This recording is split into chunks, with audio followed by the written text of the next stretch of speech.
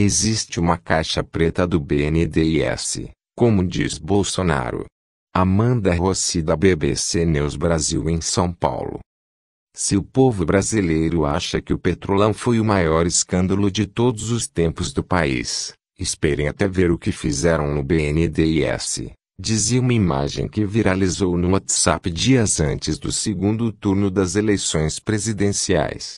Vinha acompanhada de diversas outras que mostravam supostas obras financiadas pelo banco no exterior, algumas reais e outras que nunca chegaram a ser feitas.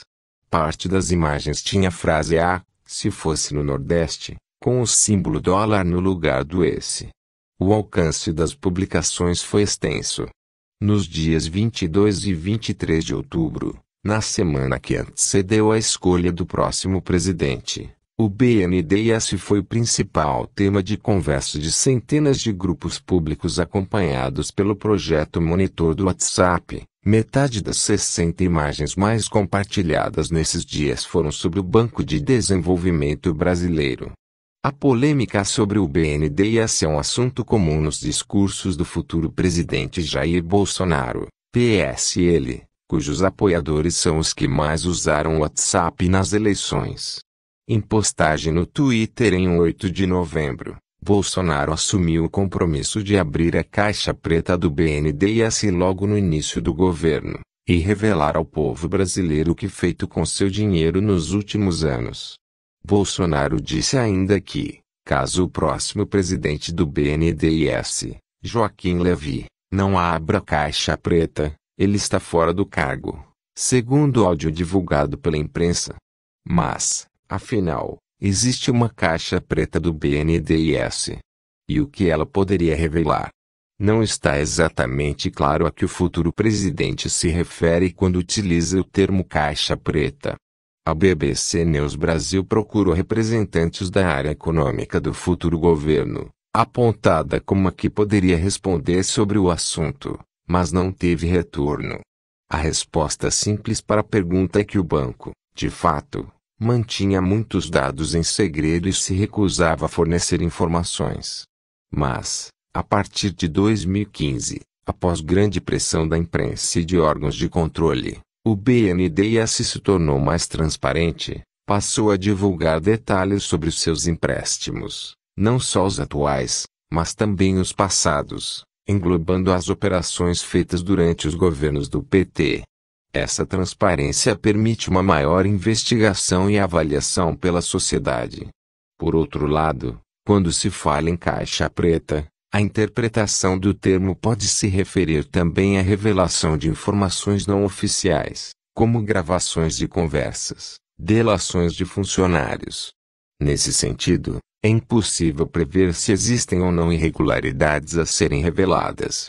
A BBC News Brasil procurou pessoas e órgãos do que já haviam criticado a falta de transparência do BNDES no passado, para saber o que pensam hoje. Um deles é o Tribunal de Contas da União, TCU, um órgão federal que fiscaliza as contas públicas. Em um debate no Senado em 2015, o então procurador do Ministério Público junto ao Tribunal de Contas da União, TCU, Júlio Marcelo de Oliveira relatou: "Não temos como avaliar se o banco aplica os recursos bem ou não. O banco é hoje uma caixa preta na administração pública. O BNDES resiste a todas as tentativas de fiscalização mais profunda do TCU." Segundo o TCU, essa situação mudou a partir de 2015. Hoje, o órgão diz receber do banco todas as informações que lhe foram requisitadas. Inclusive, TCU e BNDES firmaram, recentemente, uma parceria para divulgar mais dados do banco ao público.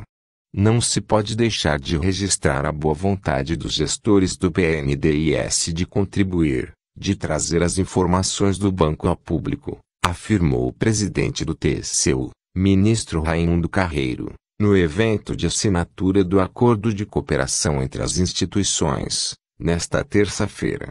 Na ocasião, o BNDES publicou outros tipos de informação em sua página de transparência, como o fluxo de desembolso dos empréstimos. Quem também já criticou a falta de transparência do BNDES é o economista Sérgio Lazzarini, do INSPER, que analisa dados do banco há mais de uma década, com um viés crítico, diga-se de passagem, mostrando as mazelas das relações entre os setores público e privado. Lazzarini concorda com o TCU e diz que o BNDES se tornou mais transparente a partir de 2015. O BNDES está sendo muito sincero e transparente sobre o que está acontecendo no banco. Por incrível que pareça, o BNDES está hoje até mais avançado que outros bancos internacionais, disse Lazzarini, que é PhD pela Universidade de Washington e foi professor visitante em Harvard, em 2010 e em 2012. Um exemplo do que o BNDES divulga, e outros bancos públicos de desenvolvimento não costumam revelar, são os próprios contratos de financiamento relacionados a obras no exterior. Assim, parte dos dados que os críticos pleiteiam já está disponível online. Por outro lado, há informações que permanecem em sigilo, como a análise de riscos sobre os tomadores de empréstimo. O BNDES alega que esses dados são protegidos por sigilo fiscal e bancário e que sua divulgação traria consequências para o mercado de capitais. Em outras palavras, ao ter sua classificação de risco divulgada, as empresas podem ter seus negócios impactados. A decisão sobre divulgar ou não esses dados está sendo analisada pela Justiça. Que dados sobre os empréstimos estão abertos para consulta? Hoje, estão disponíveis planilhas com os nomes das empresas beneficiadas, valores dos empréstimos, taxas de juros, prazo de pagamento, tipo de garantia. É possível consultar os dados no próprio site do BNDES ou baixar arquivos completos. Assim, sabemos, por exemplo, que a Odebrecht foi a principal beneficiada por uma modalidade de empréstimos do BNDES destinada a financiar a exportação de bens e serviços de construção civil, em outras palavras, a realização de obras no exterior. Foram 9 bilhões de reais para projetos da empreiteira, 65% do total desembolsado pelo banco neste segmento. Outro exemplo. Também é possível consultar todas as operações em benefício da JBS, que também foram motivo de polêmica. O BNDES ainda passou a divulgar quanto recebeu de aportes do Tesouro, e quanto já devolveu. Isso é importante porque o Tesouro é nada menos que o caixa principal do Estado. Sobretudo a partir de 2008. O Tesouro passou a aportar recursos no BNDES com o objetivo de aumentar o volume de empréstimos do banco, por exemplo, para financiar obras do Programa de Aceleração do Crescimento, PAC, ajudar a Petrobras a investir e financiar setores que eram considerados estratégicos pelo então governo. Isso gerou um passivo, que o BNDES precisa devolver para o Tesouro, mais um alvo de críticas. Os dados mostram que o BNDES captou 416 bilhões de reais do Tesouro e devolveu 309 bilhões de reais. Dessa forma, se por um lado o BNDES tem lucro, repassando dividendos e pagando tributos para o Estado, foram cerca de 130 bilhões de reais entre 2001 e 2016. Por outro lado, o banco tem sido financiado pelo próprio Estado. É uma situação artificial. É a mesma coisa que você contrair empréstimo no banco e usar o dinheiro para fazer um investimento. Você vai ter rendimentos, apesar de estar endividado, comenta Lazzarini. Mas é importante ressaltar que o principal objetivo do BNDES não é ter lucro e repassar recursos para o Estado. Criado durante o governo de Getúlio Vargas, em 1952, o banco tem como propósito financiar o desenvolvimento da economia do Brasil, com empréstimos de longo prazo e taxas de juros competitivas, que chegam a metade do que é cobrado pelos bancos privados, tanto para governos estaduais e municipais como para empresas. Assim, o BNDES tem um objetivo diferente de outros bancos públicos, como o Banco do Brasil e a Caixa Econômica. Não dá para abrir uma conta no BNDES, por exemplo. nem pedir empréstimo para comprar um carro ou uma casa. A importância do BNDES no fomento da atividade econômica no Brasil é grande. O banco responde por cerca de metade do volume total de financiamentos para pessoas jurídicas com prazo de pagamento acima de 5 anos.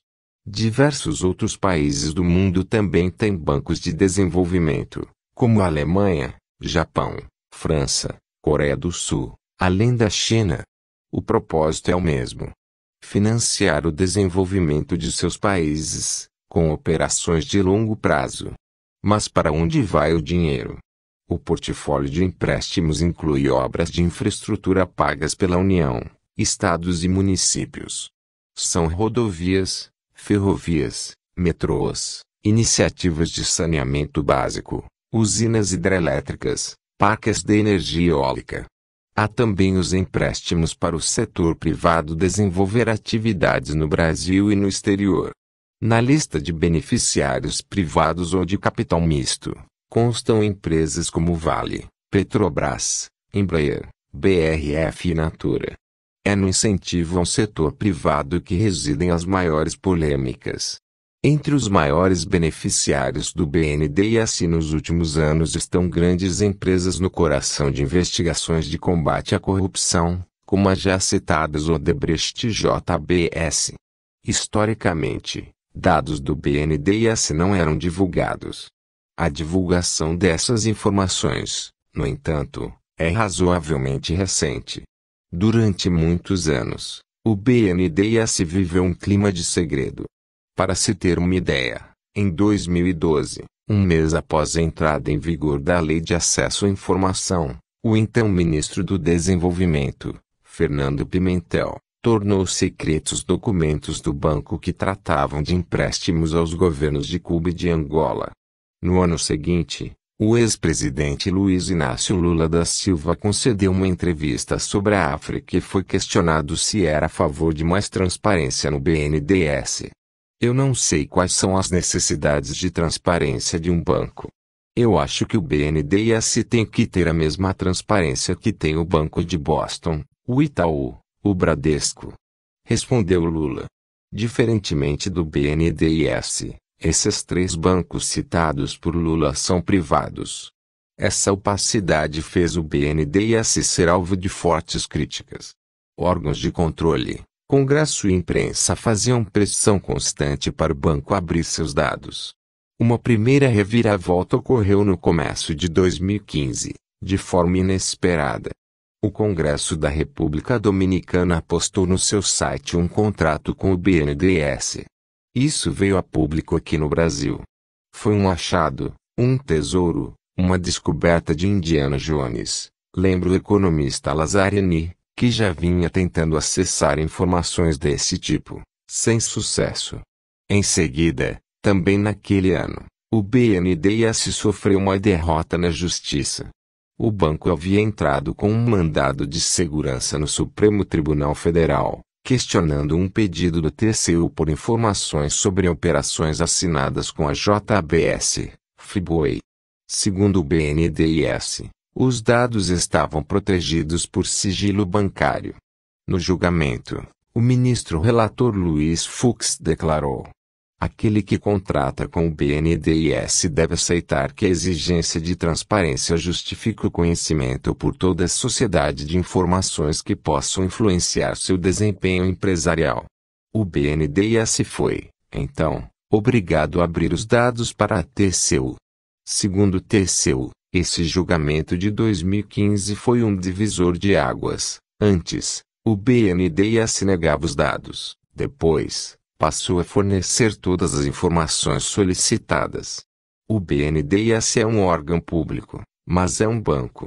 Tínhamos dois valores que se tensionavam: transparência e sigilo bancário, que é do cliente, não do banco.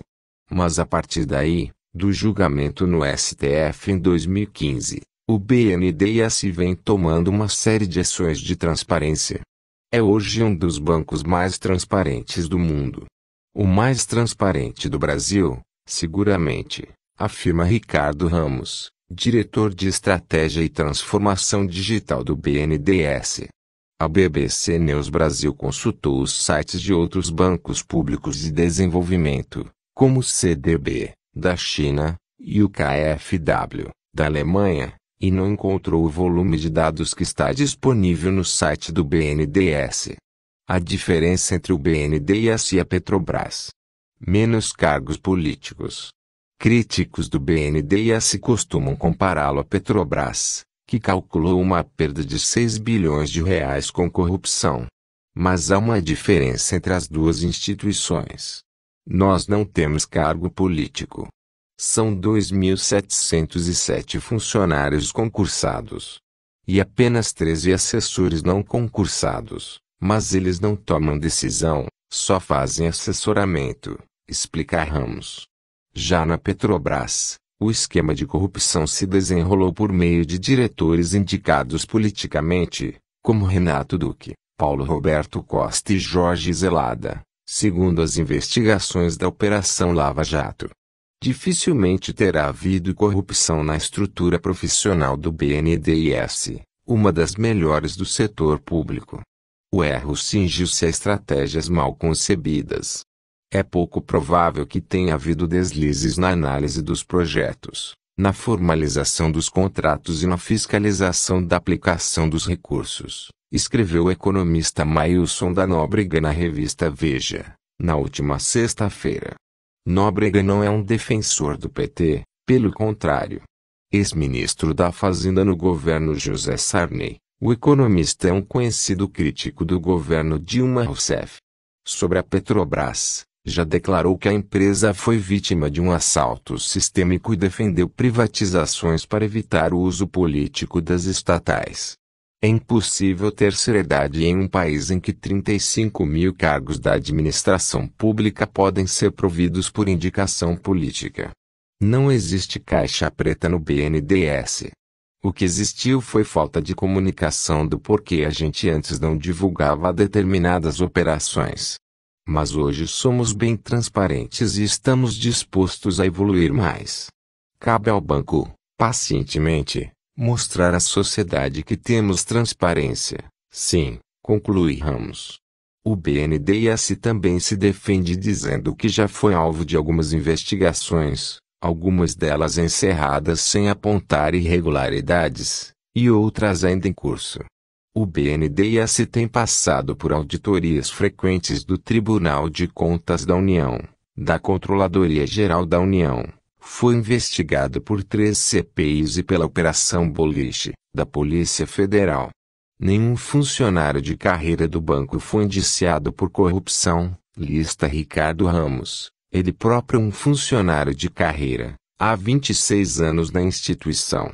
Uma das últimas investigações, feita pela CPI do BNDES no Senado, teve seu relatório final apresentado em março deste ano. O documento diz que o BNDES contribuiu para projetos estratégicos, reconhece que a inadimplência é baixa e recomenda avançar mais na criação de mecanismos para apurar a efetividade dos financiamentos concedidos. E completa: discordamos de qualquer medida tendente a extinguir ou reduzir as possibilidades de financiamento por parte do BNDES. É justo apoiar projetos no exterior quando falta tanto no Brasil? As operações do BNDES mais criticadas são justamente as que viralizaram no WhatsApp no período eleitoral. Os empréstimos para outros países contratarem construtoras brasileiras, principalmente na América Latina e na África. Via BNDES, o Brasil é um dos maiores patrocinadores do socialismo que massacra milhões no mundo. Conosco, o foco é o Brasil, declarou Bolsonaro pelo Twitter, durante a campanha. Em novembro do ano passado, a BBC News Brasil mostrou a situação de uma das obras financiadas pelo BNDES no exterior, o Aeroporto Internacional de Nacala, no norte de Moçambique, executado pelo Odebrecht. 3 anos após a inauguração, a maior parte da infraestrutura estava parada e sem uso. O governo de Moçambique foi quem tomou empréstimo do BNDES para pagar a Odebrecht, a uma taxa de juros em torno de 4% ao ano e prazo de 15 anos para pagar. Porém, sem movimento, O aeroporto não gerou receitas. Assim, o país deixou de pagar o financiamento. Foi o primeiro calote do BNDES no exterior. Vale lembrar que, em 2004, o Brasil perdoou a dívida moçambicana, no valor de 315 milhões de dólares, justamente visando a aprovação de novos empréstimos pelo próprio BNDES, já que um débito em aberto impede a contração de novas dívidas. Depois de Moçambique, Venezuela e Cuba também não pagaram algumas das parcelas dos seus compromissos com o BNDES.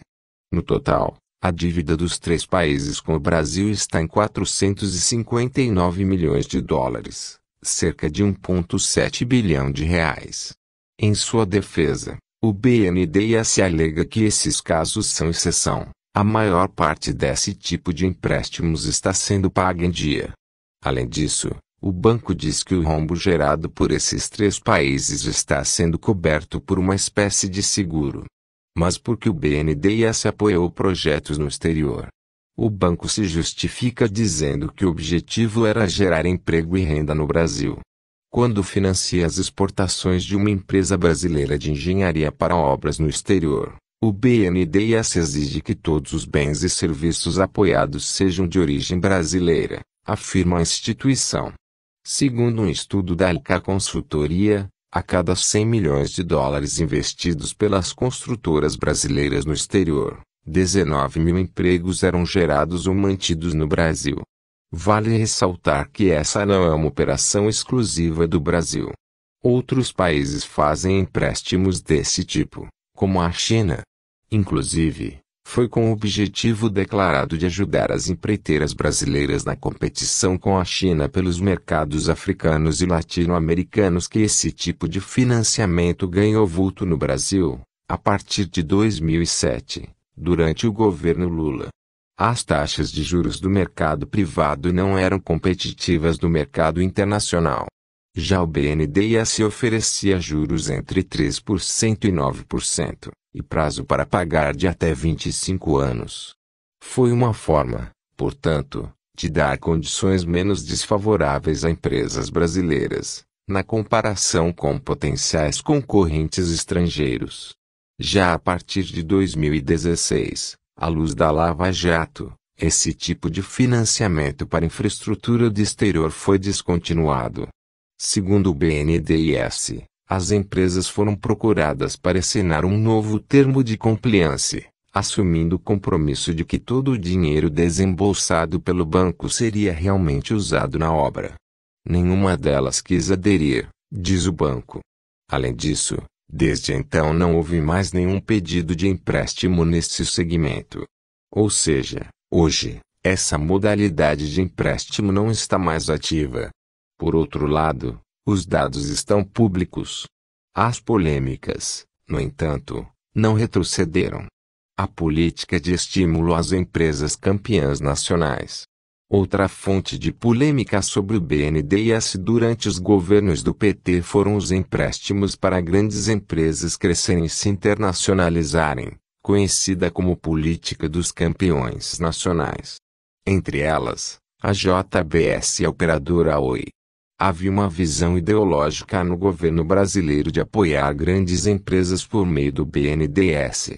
O banco lavou as mãos, como se dissesse: se esse grupo está pleiteando financiamento e tem capacidade de pagar, então vamos em frente, vou emprestar e não vou contestar políticas governamentais, explica Lazzarini, do SPER. O economista dá um exemplo. O BNDES não se perguntava se valia a pena oferecer baixa taxa de juros para fomentar um grande grupo para ir para a África, só porque o Brasil queria competir com os chineses. Assim, o BNDES teria emprestado para projetos cujos impactos são questionáveis, como o aeroporto de Nacala. A avaliação de impacto era algo que não existia no BNDES, conclui Lazzarini. Porém, isso também mudou, diz o economista. A partir da gestão de Maria Silvia Bastos na presidência do BNDES, iniciada em 2016, durante o governo de Michel Temer, o banco se tornou mais criterioso na hora de emprestar. Se antes os critérios mais importantes eram a capacidade financeira para pagar o empréstimo e a geração de renda e emprego no Brasil, a partir de 2016 outros valores entraram na balança. Benefícios econômicos, ambientais, sociais, regionais e para o cliente que recebe o empréstimo. Lazzarini exemplifica. Obras de saneamento básico no Brasil passam a ter mais prioridade no BNDES, porque é algo com muito impacto social, muito mais que financiar um frigorífico ou um aeroporto. Outra mudança é que o BNDES tem buscado ampliar o volume de financiamento para os campeões anônimos, micro, pequenas e médias empresas. Dessa forma, entre 2015 e 2016, o BNDES viveu uma série de transformações, tanto na área de transparência como na de avaliação de impacto. Como parte das mudanças, em 2017, o banco divulgou uma publicação chamada Livro Verde, uma espécie de contabilidade escancarada para a avaliação serena dos próprios brasileiros. Na introdução do livro, o então presidente do banco, Paulo Rabelo de Castro, que saiu da presidência para concorrer como vice-presidente na chapa de Álvaro Dias, Podemos, declarou que é importante que a sociedade discuta sobre o BNDES, mas que esse debate precisa ser o mais amplo e bem informado possível, sem a inconveniente repetição de fantasias ou pós-verdades sobre as atividades do banco.